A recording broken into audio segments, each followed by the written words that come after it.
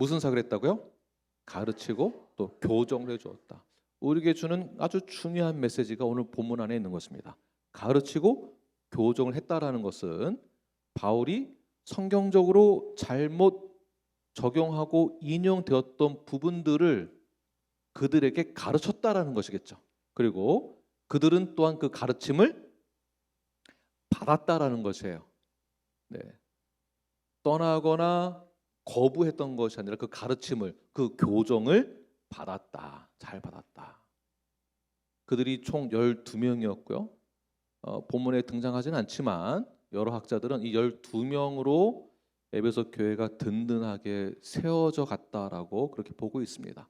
다시 말해서 훈련을 받고 가르침을 받고 교정을 받은 주님의 제자들이 교회를 든든히 건강하게 세워갔다라고 저희들이 볼 수 있는 것이겠죠. 그러한 차원에서 바울이 에베소에 도착하자마자 한 사역은 복음을 전하기도 했지만 가르치는 사역에 전념했다는 것을 저희들은 오늘 본문을 통해서 볼 수 있는 것입니다. 가르치고 또 교정도 하고 복음을 잘 이해하고 있는지, 복음을 잘 받아들였는지를 점검한 사역에 바울이 포커스했다라는 것을 말하고 있죠.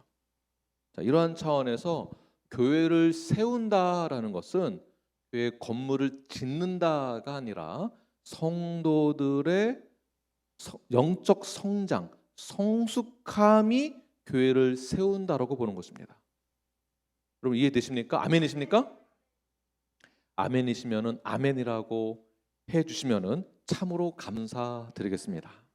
네, 교회를 세운다는 것은 건물을 세우는 것이 아니고 예배를 드리는 것뿐만이 아니라 무엇이 포함되어야 될까요? 성도들의 영적 성숙함, 가르침을 받는 것, 성장하는 것이 교회를 세우는 것이라고 볼 수가 있습니다. 우리 8절 말씀을 함께 읽겠습니다. 8절 시작.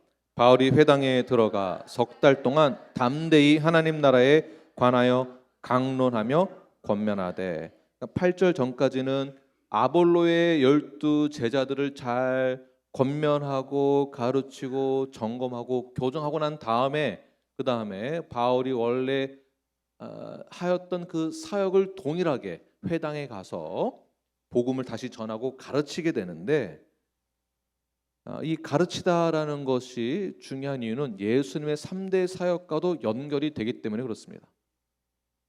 예수님의 3대 사역하면 무엇이 떠오르십니까? 가르치고 전하고 치유하는 사역.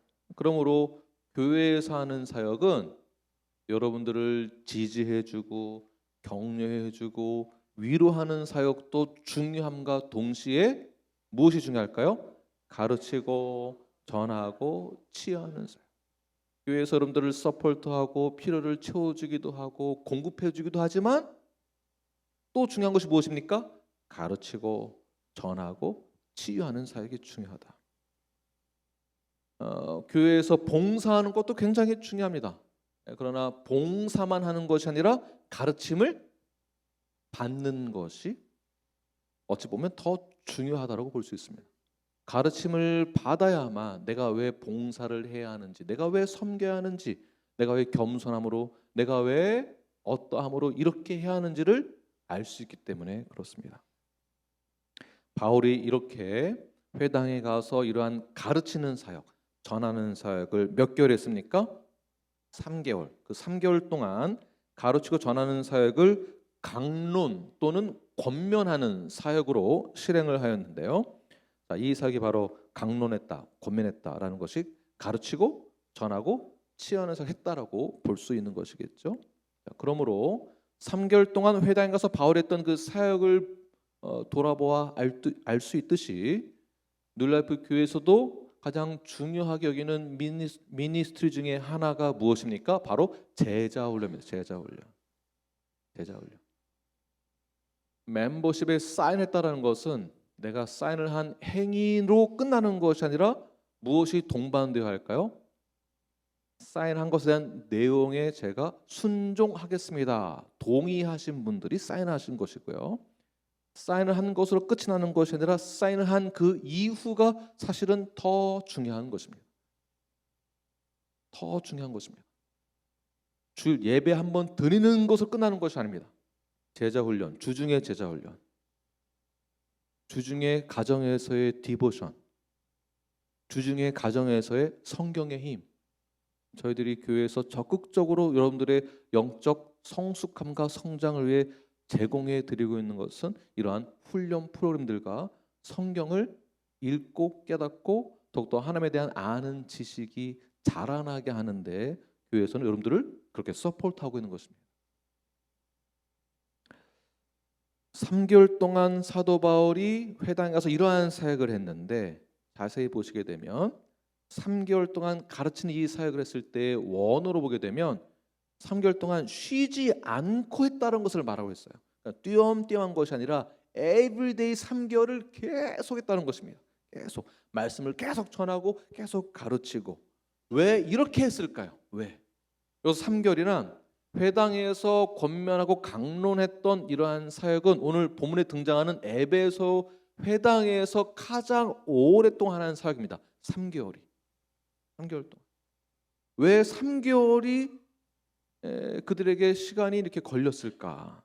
다른 지역과 다르게. 왜냐하면 에베소에 회당에 있던 자들은 의도적으로 사도 바울의 가르침과 권면과 강론을 받아들이지 않았기 때문이다라고 보고 있는 것입니다.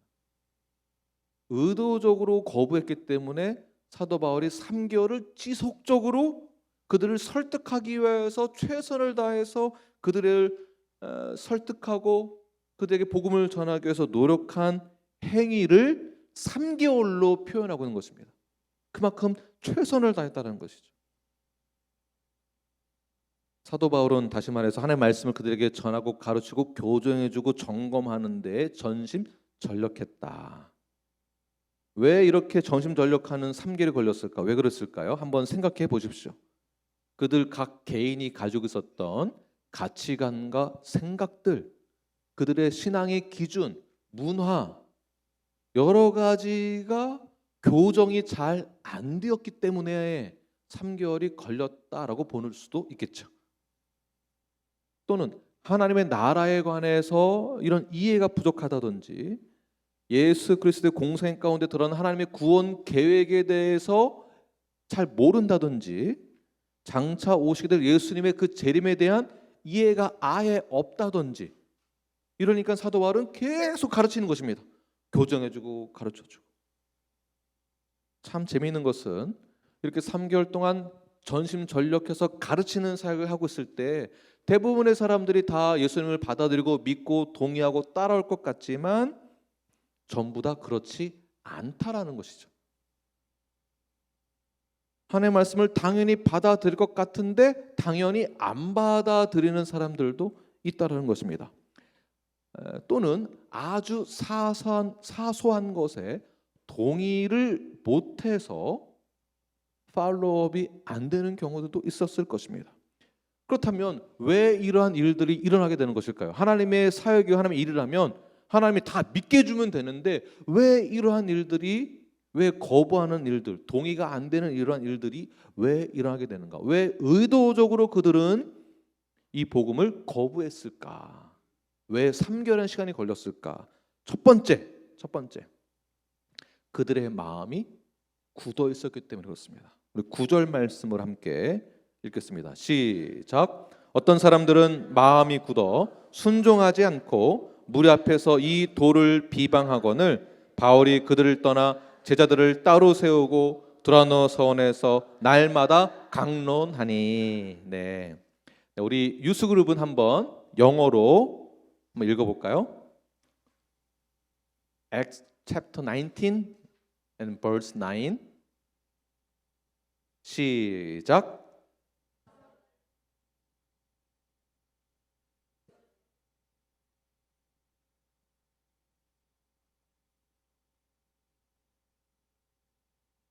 네, 잘했습니다. 네, 우리 유사애들 우리 힘내라고 우리 격려 박수 한번 드리십시오. 네. 무슨 힘을 내야 되는가? 이미 자려고 팔짱을 꼈어. 등 기대고. 네. 자도 괜찮습니다. 그러나 조금만 더 힘내시고. 자, 9절 말씀을 자세히 보시는 자세히. 자, 어떤 사람들이 등장하고요. 그다음에 마음이 굳어 순종하지 않고 또 이 돌을 비방했다. 이러한 동사들을 한번 자세히 잘 살펴보시길 바랍니다. 첫 번째, 왜 하나님의 말씀에 다 동의하지 못하고 순종하지 못하는가? 왜냐하면 마음이 굳었기 때문에. 마음이 굳었기 때문에. 바울이 복음을 전하고 가르칠 때 항상 그 복음 전파를 방해하는 그러한 주동자들이 바울의 주변에 항상 있었습니다. 그리고 바울의 사역을 반대하는 그 주동자들의 선동에 말려든 이방인들도 있었습니다. 그러니까 이 한 사람의 말에 무리가 생겼다는 거죠. 바울을 어게인스트하는 무리들. 자, 이 무리들이 이방인들뿐만이 아니라 회당에 있었던 유대인들도 또는 종교 지도자들도 여기에 포함되는 것이겠죠. 그래서 이들을 뭐라고 말하는가? 9절 다시 보게 되면 어떤 사람들이라고 이야기를 하고 있죠. 어떤 사람들. 다시 말해서 어떤 사람들이란 바울과 아예 관계가 없는 사람들이 아니라 바울의 사역하는 모습을 주변에서 보고 있었던 사람들이라는 얘기예요. 아주 가까운 사람들이다라는 뜻입니다. 가까운 사람들이 어떻게 했다고요? 마음이 굳어 있었다. 마음이 굳어 있었다. 자, 우리 주변에도 이 주변이 어떤 사람들이 교회 바깥에만 있는 것이 아니라 우리 안에도 있을 수 있다라는 뜻이 되는 것입니다. 우리 주변에도 복음 사역을 방해하는 어떤 이들이 있을 수 있습니다. 교회의 사역을 불신하며 또는 왜곡하는 어떤 사람들이 우리 안에도 있을 수 있다는 것입니다. 아니, 항상 있습니다. 왜 이러한 어떤 사람들의 부류, 어떤 사람들은 왜 사도 바울의 사역을 하나님의 나라의 확장, 복음 사역을 방해했던 것일까요? 왜 그랬을까요? 마음이 굳었기 때문에. 왜 사도 바울의 복음 사역, 하나님 나라의 확장, 하나님 나라의 복음 전파를 방해했다고요? 마음이 굳었었기 때문에. 마음이 굳어있다라는 다른 표현은 완곡했다, 강팍하다라는 뜻이 있습니다. 자, 이러한 마음이 굳은 자들의 상태를 보게 되면 이 원어를 자세히 연구해 보니까 바울이 이 사람들의 마음을 굳게 완곡하게 만든 이유 때문에 그런 것이 아니라 그들 스스로 마음을 완곡하게 굳게 만들었다는 거죠. 그들 스스로 내가 마음을 굳어버리게 스스로 결정을 했다는 것입니다. 자, 이 말은 내가 스스로 복음을 들어도 말씀을 들어도 귀로 들어도 듣지 않기로 마음을 먹었다라는 것과 그 말이 어떠한 성경적인 근거가 있건 없건 상관없이 나는 무조건 반대한다라는 입장을 가졌다라는 뜻이에요. 스스로 복음을 거절하는 자들.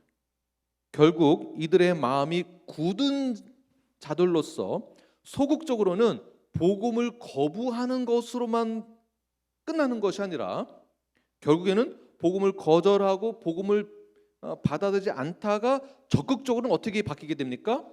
복음 전하는 것을 오히려 반대로 공격하게 된다는 것입니다. 이해되십니까? 소극적으로는 나는 복음 안 받아들일 거야. 이걸 끝나는 것이 아니에요. 결국에는 넓게 보면 적극적으로는 복음 전하는 것을 비방하는 자가 된다. 어게인스트 한다라는 거죠. 어게인스트. 거부하고 믿지 않는 자, 교회를 핍박하는 자. 누가 그렇다고요? 마음이 굳은 자들이. 교회 사역을 거부한다라는 것은 완악한 마음이 굳은 자들의 심리 상태를 잘 표현해주고 있는 것입니다. 완악한 자들의 심리 상태가 어떻다고요? 교회 사역을 거부하는 자들. 그들이 누구라고요? 어떤 사람들. 우리는 바울을 대적하기로 마음을 굳게 먹었다라는 표현이에요. 뭘 하든지 상관없다. 나는 무조건 반대한다. 이렇게 작정한 자들이 누구라고요? 마음이 굳은 자들. 바울이 성경의 말씀을 그대로 전한다 할지라도 바울을 대적하기로 마음을 굳게 작정했다. 자, 이렇게 마음을 강팍하게 먹고서 진리의 말씀을 들을 길을 막은 자들은 당연히 복음을 거절하게 되죠. 그러나 거절한 것뿐만 아니라 교회를 반대로 또 비방하게 되고요. 교회만 비방하고, 교회를 비방한다는 것은 성도를 비방한다는 것이겠죠. 성도를 비방하게 되고, 교회를 비방하고 성도를 비방한다는 것은 목회자를 비방한다라는 것과 똑같은 것입니다. 첫 번째 단계는 마음이 완악해져서 바울이 전하는 복음만 거절했다가 적극적으로 어떻게 바뀐다고요? 교회를 비방하고 성도들을 비방하고 목회자를 비방하기로 마음을 아예 작정했다. 네, 결국 소극적인 비방으로 시작하다가 나중에는 적극적인 비방으로 바뀌게 되어지는 마음이 완악한 자, 마음이 굳게 닫힌 자들의 심리 상태가 이렇다는 것을 오늘 본문에서 보여주고 있습니다. 자, 어떤 사람들은 외부의 사람들이 아닙니다. 바울을 지켜보던 사람들, 바울이 무슨 말을 하고 있는지를 지켜보고 있던 사람들이에요.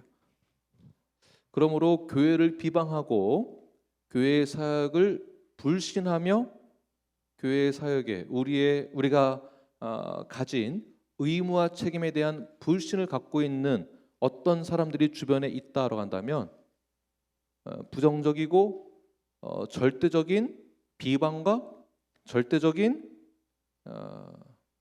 어게인스트하는 그러한 말을 하는 분들이 계시다면 그런 분들과는 가까이 지내시면 안 됩니다. 제가 단호하게 말씀드리겠습니다. 믿는 자들의 모임과 공동체에서 교회를 비방한다라는 것은 하나님을 어게인스트하는 것과 동일한 것입니다. 왜 그럴까요? 교회는 예수 그리스도의 몸을 상징하기 때문에 그렇습니다. 물론 교회가 비성경적이고 교회가 또는 성도가 비성경적인 실행을 하는 경우에는 당연히 교정을 받아야 되는 것이며 치료를 받아야 합니다. 그러나 마음 자체를 단호하게 마음을 굳게 닫은 상태에서 그 어떠한 말도 나는 부정하겠다라는 입장을 갖게 된다면 그것은 올바른 것이 아닙니다. 교회를 비방하고 어떤 사람들의 역할을 하는 분들이 주변에 계시다면 그분들과는 교제하지 마십시오. 거절하고 거부해야 됩니다. 왜 그런지를 계속 살펴보도록 하겠습니다. 두 번째, 왜 하나님 말씀에 그 복음의 교회 사역의 그 미니스트리에 왜 동의하지 못하는가? 왜 그러는가? 두 번째, 불순종의 마음이 강하게 있기 때문에 그렇습니다. 9절 말씀 다시 한번 보게 되면 시작. 어떤 사람들은 마음이 굳어 순종하지 않고, 순종하지 않는다. 그러니까 처음에는 마음이 굳은 것만 시작했다가 그 다음에 오는 뒤따르는 것이 무엇입니까? 순종의 마음이 없다. 불순종. 마찬가지로 의도적으로 나는 불순종을 하기로 마음을 먹었다라는 것과 똑같은 것입니다. 복음과 상관없이 아무리 그 진리의 말씀을 전한다 할지라도 나는 무조건 반대한다, 순종하지 않는다라는 뜻이 되는 것이겠죠. 순종하지 않는다라는 것은 따르지 않겠다. 원어로 또 보게 되면 그 믿음을 나는 거절한다, 나는 믿지 않겠다라는 뜻과 동일한 것입니다. 복음을 거절하는 자의 완악한 심리적 상태를 말하고 있는 것이죠. 그것이 어떠한 단어입니까? 불순종. 복음을 거절하는 자의 완악한 심리 상태가 무엇이라고요? 불순종. 어떤 말을 해도 나는 무조건 안 믿는다. 못 믿겠다. 나는 무조건 반대. 이건 제가 쓴 글이 아니고 지금 제가 표현한 이 단어는요, 주석에 있는 단어예요. 어떤 말도 무조건 안 믿는다. 무조건 거부한다, 무조건 반대한다. 이게 불순종의 마음이다라는 거죠. 그러니까 무조건 반대, 무조건 거부. 뭐에 대해서요? 하나님 나라에 대해서, 복음에 대해서 의도적으로 반대한다.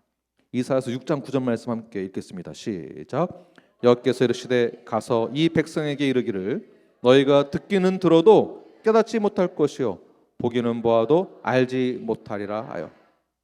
자, 이러한 자들의 이러한 심리 상태에 있는 불순종하는 자들의 상태는 어떠한 복음을 전해도 안 들린다.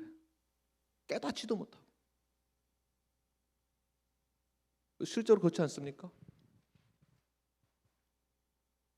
복음을 지금 10년, 20년째 들었어도 여전히 이해를 못한다. 그 왜 그런지 생각해 보셔야 됩니다. 복음에 문제가 있나? 복음 전달에 문제가 있나? 딜리버리에 문제가 있나?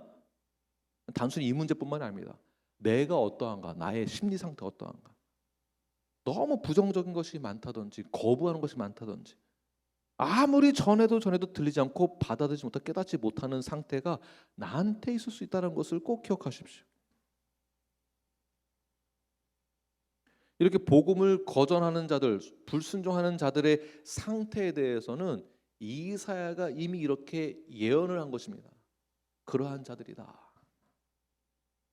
들어도 이해 못하고 깨닫지 못하고 보아도 알지 못하는 이들의 영적인 상태, 보아도 보지 못하고 들어도 듣지 못하고 깨닫지 못하는 영적인 상태. 이것을 다른 표현으로는 영적으로 어두운 상태에 있다라고 보아야 하는 것이겠죠. 어두운 상태에 있다. 어두운 상태에 있다라는 것을 다시 한번 또 풀어서 설명해 본다면 이러한 어두운 상태에 있는 어떤 사람들은 마음과 생각과 영적으로 부정적인 사람이다. 불순종하는 자들은 부정적인 사람이다. 폐쇄된 상태라고 보는 것이죠. 폐쇄된 상태. 우리는 이러한 불순종의 마음이 내 마음 가운데에서 스물스물 올라올 때 어떻게 될까요? 거부해야 돼요. 이런 불순종의 마음을. 부정적인 생각과 마음, 거부되는 마음이 있으면 어떻게 됩니까? 거절, 물리쳐야 하는 것이에요. 믿는 자로서 예수 그리스도 이름으로 선포하고 물리치는 것입니다. 왜 그럴까요? 이러한 불순종의 마음은 사탄이 심어주는 마음이기 때문에 그렇습니다. 아멘이십니까? 그건 사탄이 주는 마음이에요. 하나님이 성령이 주시는 마음이 절대 아닙니다. 그러니까 함부로 교회 사역에 대해서 거부하고 부정적이고 어게인스트하는 그 말을 다른 식으로 아무리 표현을 한다 할지라도 그거는 불순종의 마음으로 시작된 것입니다. 마음이 굳은 상태에서 시작하는 거죠. 나는 의도적으로 반대한다라는 차원으로 시작하는 것입니다. 그 마음 누가 주는 겁니까? 사탄이 주는 거다. 사탄. 그러므로 사탄이 심어주는 생각에서부터 우리는 영적인 전쟁을 해야 합니다. 영적인 전쟁은 나와 이웃과의 전쟁, 외부로부터 오는 공격의 전쟁이 아니라 더 정확히는 내 안에서의 영적 전쟁이에요. 내 안에서 내가 불순종하고 있지는 않은가.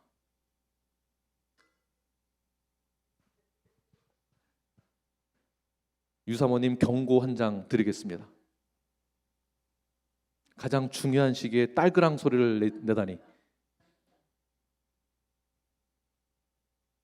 우리는 가장 심각하게 믿는 자들로서 고민해보고 결단을 내려야 될 부분은 나는 진정으로 주의 말씀을 받아들이고 있는가, 순종하고 있는가, 나의 마음밭은 현재 나는 어떠한가, 행여나 나는 의도적으로 거부하려고 하고 있지는 않은가.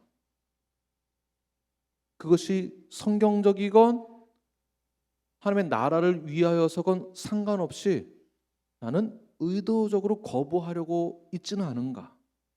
믿는 자들로서 우리는 곰곰이 생각해야 하며, 행여나 불신의 마음과 불순종의 마음이 내 안에서 싹이 트고 있다면 우리는 영적인 전쟁을 사실은 나와 싸워야 하는 것입니다. 내 안에 있는 또 다른 내 안에 있는 사탄과 싸워야 합니다.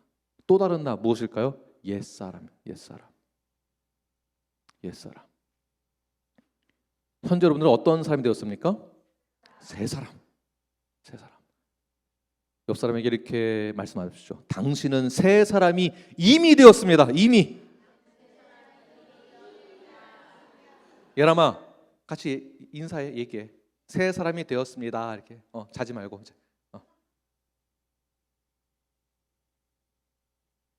노아도 자지 말고 엄마한테 얘기하세요. 당신은 새 사람이 되었습니다. 인사하세요. 네. 엄마는 새 사람이 되었습니다. 그러면 우리는 새 사람이 된 자들로서 하나님 말씀에 귀를 기울여야 되는 것이겠죠. 성령님을 의지하는 것이고요. 그리하여서 성령님의 말씀에 순종하는 것입니다. 하나님 말씀에 귀를 기울이고 성령님을 의지함으로 그 말씀에 순종하는 것. 나의 이성적인 생각과 나의 기준과 다르다라고 해서 성경이 틀린 것은 아닙니다. 나는 다 잘하고 있는 것 같은데 내가 뭐가 문제인가? 인간은 문제가 많죠. 완벽한 사람이 어디가 있습니까? 그러나 성경은 어떻다고 믿는 것이죠? 우리는 성경은 완전하다, 무오하다. 성경은 진리다. 그 진리의 말씀에 우리가 따라야 될 의무가 있는 것이, 왜? 우리는 인간은 완전한 자가 아니니까. 나의 기준과 나의 가치관과 내 이성적인 판단과 다르다라고 해서 성경이 문제가 있습니까? 그렇지 않습니다. 그러므로 내 마음이 굳게 닫혔다는 것 자체가 합리적으로 판단할 수 있는 게 아니라는 것이에요. 성경 말씀에 우리는 당연히 순종해야 함을 우리는 강력하게 믿고 우리는 그 말씀에 순종하고 따라가는 것. 네. 그러므로 적극적으로 말씀에 순종할 수 있도록 기도하십시오. 주님, 저에게 교만하지 아니하도록 제가 적극적으로 주의 말씀에 순종할 수 있도록 나의 마음을 주님 겸손하게 해주세요. 제가 주의 말씀에 순종하고 따르겠습니다. 내 생각, 내 의지, 내 기준을 다 내려놓고 주님의 말씀에 순종하겠습니다. 이러한 영적인 능력을 가지시는, 영적으로 이렇게 잘 분별하시는 저와 여러분이 되길 간절히 축원합니다. 이렇게 영적으로 그리고 심리적으로 부정적이고 폐쇄된 상태에 있는 자들은 만약에 불순종이 계속 이어진다면 어떻게 될까요? 9절 말씀을 다시 보겠습니다. 처음부터 시작. 어떤 사람들은 마음이 굳어 순종하지 않고 무리 앞에서 이 도를 비방하거늘. 보십시오. 첫 번째, 마음이 굳게 되고, 두 번째, 순종하지 않게 되니까 점점 대범해집니다. 자기 자신을 합리화시키면서 내가 그렇게 생각하니까 아마 다른 사람들도 다 똑같이 생각할 거야. 대범해지죠. 더 강력해집니다. 그래서 어디에서요? 무리 앞에서 뭐를 비방합니까? 이 도란 하나님의 말씀, 하나님의 도. 자, 보십시오. 하나님의 도를 비방할 수 있는 이런 대범함이 어디서 나올까요? 마음이 굳었기 때문에, 불순종하기 때문에, 그 다음에 사탄이 미혹했기 때문이겠죠. 자, 이 말은 결국 사탄은 누구를 이용하는가예요. 사탄은 교회 사역을 방해하고 하나님 나라의 확장을 막고 복음 전파를 막고 방해하는 것을 누구로 이용하는가? 그러니까 여기선 내가 아니라 첫 번째, 마음이 완악한 자, 굳은 자. 두 번째, 불순종하는 자. 여기에 제가 부연 설명해 드렸지만 어둠 가운데 있는 자, 그 다음에 의도적으로 거부하는 자, 비방하는 자, 부정적인 자, 이러한 자들을 사탄이 이런 자들을 사용한다는 것입니다. 순종하지 않고 의심이 많고 복음을 거절하고 이러한 자들 사탄이 사용한다. 또는 복음에 대한 이해가 없거나 성경에 대한 이해가 없거나, 자, 그러니까 어떻게 이러한 자들을 사용하는가? 그 제자훈련 교회에서 왜 합니까? 이렇게 나오게 되는 거예요. 꼭 그거 해야 됩니까? 예배 잘 되면 되는 거 아닙니까? 그 언약식을 왜 합니까? 왜 이렇게 우리에게 부담을 줍니까? 왜 우리를 억압합니까? 이렇게 발전하게 되는 것입니다. 그거 왜 합니까? 런투가 그거 왜 합니까? 힘들게. 봉사는 왜 하러 합니까? 나 좀 편안하게 해주지. 예배는 자꾸 왜 나오라고 합니까? 토요 아침 예배 왜 나오라고 합니까? 그날 한 번 쉬는 날인데 왜 그럽니까? 뭐가 일이 그렇게 많습니까? 그 웃으신 분들은 뭐가 있다는 얘기 지금.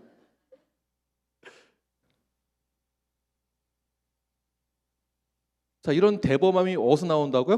모든 무리 앞에서 하나님의 도를 비방하는 이러한 대범함이 어디서 나옵니까?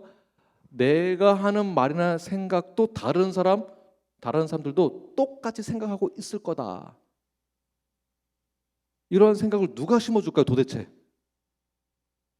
사탄이 심어준다는 거예요, 사탄이. 아니, 어떻게 사탄이 이런 사람들 이용해서 결국에는 왜 이렇게 합니까? 이 말은 결국에는 하나님의 도를 비방하는 것과 똑같은 것이다. 결국 하나님을 어게인스트 하는 것과 똑같다는 거예요. 교회에서 제자 훈련하는 것이 비성경적이라고 생각하십니까? 교회에서 언약을 하는 것이, 멤버십을 하는 것이 비성경적이라고 생각하십니까? 아니라고도 안 하고 맞다라고도 안 하고,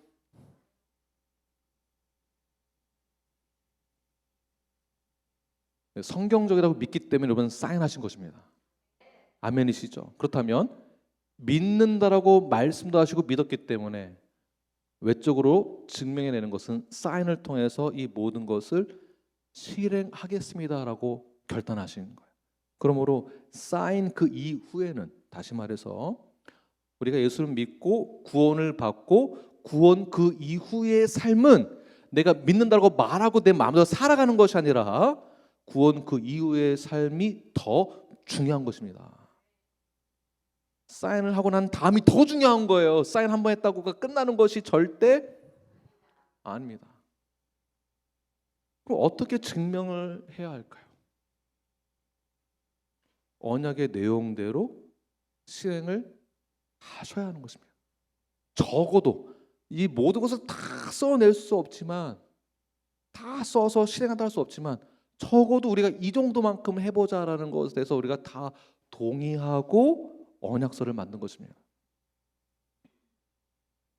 마음이 굳은 자들, 비방하는 자들의 모습을 한번 생각해 보십시오.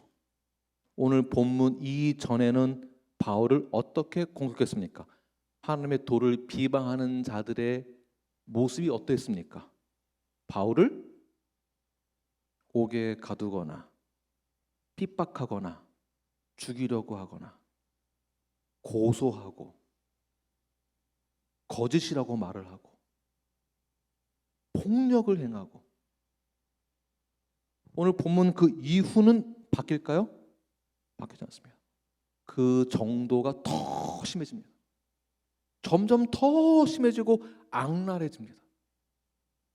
위협적이며 폭력적이고 협박을 하고 살해의 위협을 가하게 됩니다.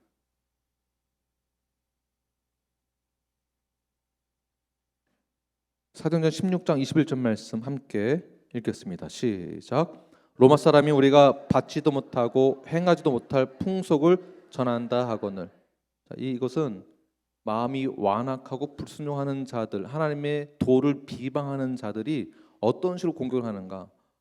로마의 법을, 로마를 위태롭게 한다.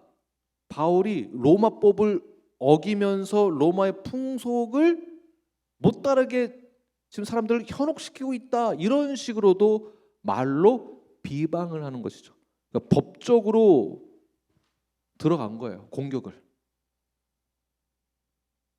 그래서 바울은 더 이상 이들과 논쟁을 하지 않기로 결정을 하게 됩니다. 9절 말씀 보십시오. 처음부터 천천히 읽으면서 한번 보겠습니다. 시작. 어떤 사람들은 마음이 굳어 순종하지 않고 무리 앞에서 이 도를 비방하거늘 바울이 그들을 떠나 제자들을 따로 세우고, 여기까지요. 바울이 어떻게 했다고요? 따로 세웠다라는 것은 어떻게 하셨습니까? 네, 구별했다, 구분을 지었다라는 것이에요. 아니 어떻게 해요? 그렇게 할 수가 있습니까? 무조건 사랑으로 받아줘야지 그 교회 아닙니까? 그렇죠. 사랑으로 당연히 받아들여죠. 그러나 복음을 거부한다라는 것은, 하나님의 도를 비방한다라는 것은, 마음이 완악하고 굳고 불순종한다라는 것은 결국 하나님을 어게인스트 하는 것이며, 어게인스트 한다라는 이 뜻은 또한 구분된다는 뜻입니다. 어떻게요? 오른편과 왼편으로 나뉜다. 이 말 굉장히 중요합니다. 양과 염소로 나뉜다. 빛 가운데 거하는 자와 어둠 가운데 거하는 자. 네. 이번엔 반대로 빛에 거하는 자와 어둠에 거하는, 뉴 라이프와 올드 라이프 이렇게 나뉜다라는 거죠. 구분을 지었다. 우리가 복음을 대중에게도 전하고 복음을 선포하고 증거합니다. 그러나 복음을 전하는 것은 모두에게 전하는 것이지만 하나님의 선택한 백성은 따로 있다는 것을 오늘 본문에서도 증명하고 있는 것이죠. 자, 또 다른 표현으로는 복음을 전해야 될 대상은 모두에게 복음을 전해야 되지만 훈련의 대상은 따로 구분되어져 있다는 것입니다. 이런 것 또한 멤버십을 상징하고 있지 않을까요? 그렇죠? 따로 세운다라는 이 단어를 제가 원어로 다시 한번 또 살펴보니까 한계를 정했다. 한계를 정했다는 뜻이에요. 한계를. 훈련받아야 할 대상의 한계를 정했다. 기준을 정했다. 구별했다. 그러므로 제자를 세운다는 것은 공동체가 제자가 되어야 하는데 그 안에서 적극적으로 훈련을 받을 수 있는 제자, 적극적으로 헌신할 수 있는 제자, 그리고 그렇지 않은 자들과 구분을 지었다. 더 이상 내가 이 회당에서는 복음을 전하거나 가르치거나 훈련시키거나 교정을 하거나 점검하는 것은 이제 안 하겠다. 여기에서는 더 이상 안 하겠다. 그래서 어디로 갑니까? 그들을 떠나 제자들을 따로 세우고 어디로 갔습니까? 두란노 서원에서.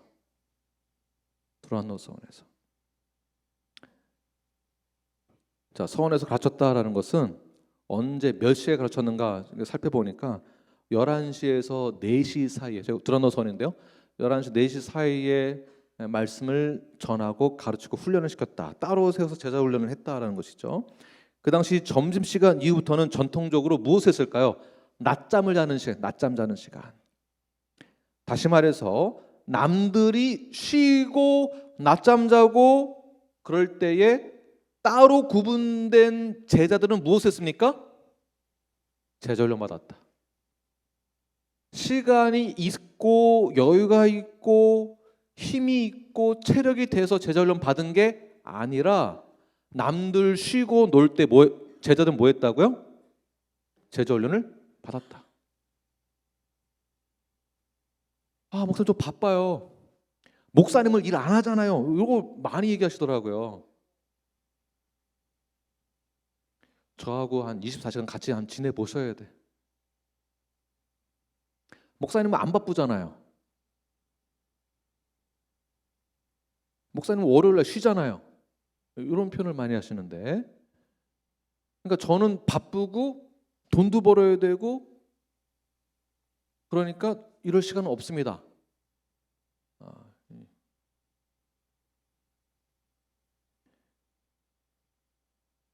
오늘날 교회가 왜 휘청거리고 왜 힘이 없어 보이고 힘들어하는가? 왜 그럴까요?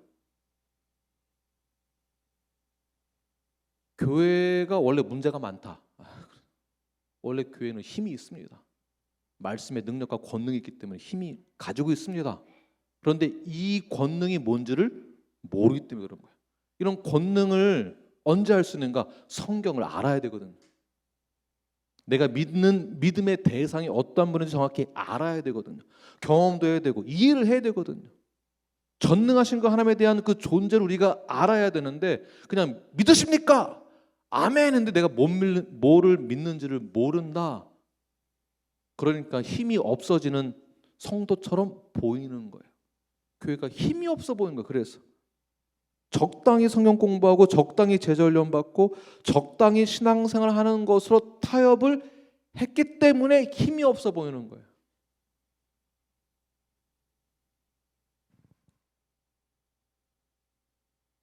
그러니까 누군가가 교회를 조금만 비방해도 거기에 다 넘어가는 겁니다. 아, 그래? 그런 일이 있었어? 쉽게 넘어가는 교회의 수준을 너무 낮게 여기는 거죠. 왜? 그걸 모르니까. 교회를 세상의 기준으로 세상에서 하는 것으로 빗대어서 보니까 직장에서 내가 하던 대로 사회에서 내가 하던 대로 교회를 대하니까 교회의 수준을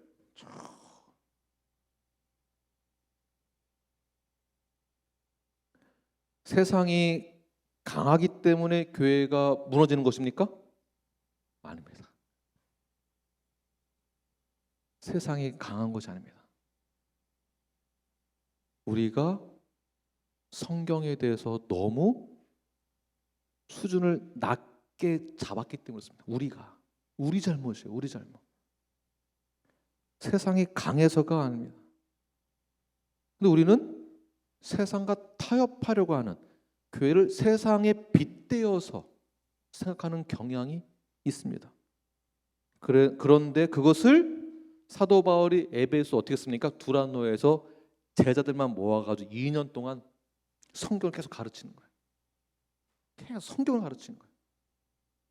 예배를 드렸다가 지금 아닙니다. 성경을 가르치는 거죠. 계속. 10절 말씀을 함께 읽겠습니다. 10절 시작. 2해 동안 이같이 하니 아시아에 사는 자는 유대인이나 헬라인이나 다 주의 말씀을 아멘. 제가 처음 제자훈련 제가 2015년도서부터 14년도서부터 제가 제자훈련 담당해서 시작하게 되었습니다. 수요 예배를 수요 성경 공부로 바꿔서 했습니다. 금요 예배를 금요 성경 공부로 바꿨습니다. 왜? 예배 때 참여하신 분들이 별로 그때 없었습니다.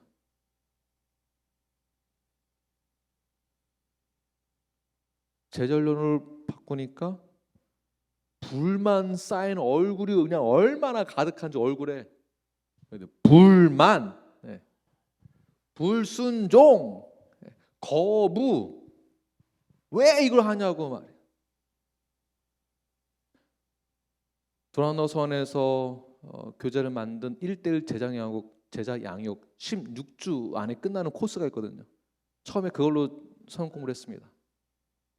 16주에 끝나야 되는데 이게 1년 6개월 걸려서 끝내는데 1년 6개월 16주 코스가 1년 6개월 몇 주 걸린 겁니까 도대체? 그때 그렇게 했습니다. 10분 오시다가 9, 8 나중에는 그때 초반기에는 몇 분 안 오셨어요. 그래서 제가 여러분의 시간에 다 맞추겠습니다. 출근 전 또는 퇴근 후 anytime 밤 10시, 12시도 상관없습니다. 새벽 6시도 상관없습니다. 그때 새벽 6시에 우리 윤경 원장님 만나서 제절을 했던 기억이 있네요. 출근하기 전에 내가 그랬나? 이렇게 하시는데 네, 그렇게 했었습니다. 그렇게 해서더라도 한 명, 한 분, 두 분, 세 분 증가돼서 지금은 몇 분 빼고 다 참여하세요. 제자훈련에 몇 분 빼고 90% 이상. 그때 저희 아내와 아침마다 새벽마다 기도했던 기도 제목 제가 쉐어하는 내용이 무엇이었냐면 우리 교회에서 한 사람만이라도 제자 삼는 사역의 열매를 맺게 해달라고 그렇게 기도하면서 했었어요. 한 사람만 나도 우리는 열매를 거두었다 이렇게 제가 믿고 하겠습니다. 이런 각오로 시작한 것이 지금은 대부분이 지금 제자훈련 참여하고 계십니다. 그만큼 종교 행위만을 강조했던 교회에서 이제는 knowing God, 하나님을 알아가고 그 하나님이 나에게 왜 예배의 대상이 되시는지, 나는 왜 그 하나님 말씀에 내가 왜 순종을 해야만 하는지, 나는 무엇을 믿고 내가 믿는다면 그 무엇을 가지고 내가 어떻게 살아가야 하는지에 대한 구원, 그 이후의 삶에 대해서 우리는 함께 나누게 되었습니다. 이제 우리는 언약을 맺었습니다. 언약 맺은 이후의 삶은 언약을 맺었던 그 사건으로 끝나는 것이 아니라 그 사건은 표대를 향하여 나아가는 그 날까지 진행되는 것입니다. 사인한 순간으로 끝나는 것이 아니라 이때부터 이 사건은 진행되는 것이고요. 이 시작을 통하여서 우리의 역사가 만들어지는 것입니다. 이 시점이 우리에게서 가장 중요한 컨텍스트예요. 과거에 어떠했는지, 어떠했기 때문에 오늘날 이렇게 해야 된 것이고, 이 사건 그 이후부터 앞으로의 여정 가운데 우리가 어떻게 살아가고 있느냐, 이것이 중요하다는 것입니다. 오늘 본 말씀을 통해서 사도 바울이 어떻게 사역을 했는지, 그리고 따로 구분되어진 제자들이 어떠한 헌신으로 주의 도를 배우고 따르는지를 잘 생각해 보시고 이제 가정으로 돌아가, 회사로 돌아가 오늘 본문의 말씀을 가정 가운데서 쉐어하시고 디보션하시고 적용하시는, 그리고 결단하시는 저와 여러분이 되길 간절히 축원합니다. 기도하겠습니다.